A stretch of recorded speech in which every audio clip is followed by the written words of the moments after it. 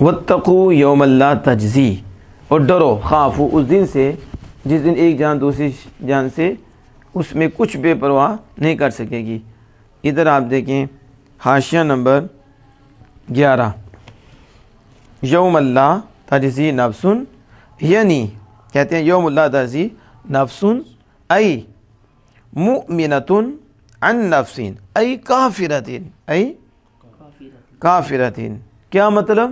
آپ دیکھیں ایسے تو نہیں نا قرآن پاک سمجھا جاتا، بعض اوپر سے الفاظ دیکھ لیے لوگ بھی معنی آ گیا، وہ سکالر بن گیا، وہ مفسر بن گیا، جی بس خود ہی فیصلے کہ جی کوئی کسی کا کوئی کچھ کر ہی نہیں سکتا، بے پرواہ کر ہی نہیں سکتا، کوئی کسی کی سفارش کام ہی نہیں آئے گی، رسول اللہ کی سفارش کا انکار ہو گیا، رسول اللہ انبیاء کی شانوں کا انکار ہو گیا، اللہ کے ہاں ان کی وجاہت، ان کی عزتیں، ان کو اللہ پاک کے ہاں سے اذن، وہ سارے ہی گئے۔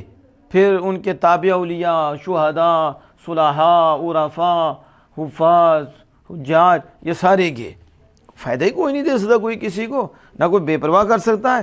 لیکن جو پڑھے گا علماء حق کو، اور جو انہوں نے قرآن و حدیث کی روشنی میں واضح کیا، تو پھر ان کو اس کی سمجھ آ جائے گی۔ تو کہتے ہیں یہاں نفس پہلے سے مراد لا تجزی نفس یعنی مومنتون، یا مومن مراد ہے، ایک جان یعنی مومن کی جان نہیں بے پرواہ کر سکتی، ان نفسین دوسری جان سے کیا مراد ہے؟ کافرین، کافراتین، کیا یعنی مومن جان کافر جان سے کچھ بے پرواہ نہیں کر سکتی، یعنی کافر کو فائدہ نہیں، کس کو؟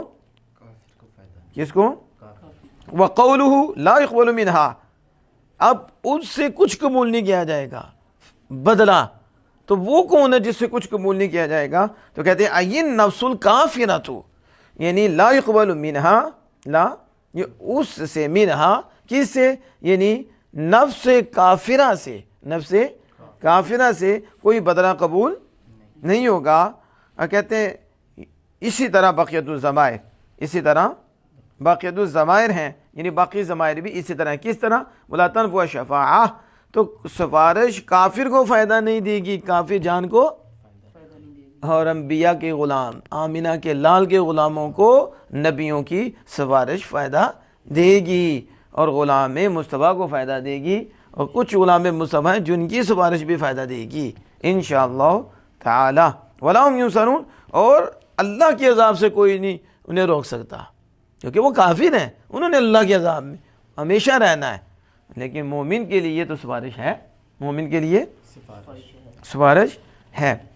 تو یہ تو اس آیت کریمہ کا مفہوم ہوا۔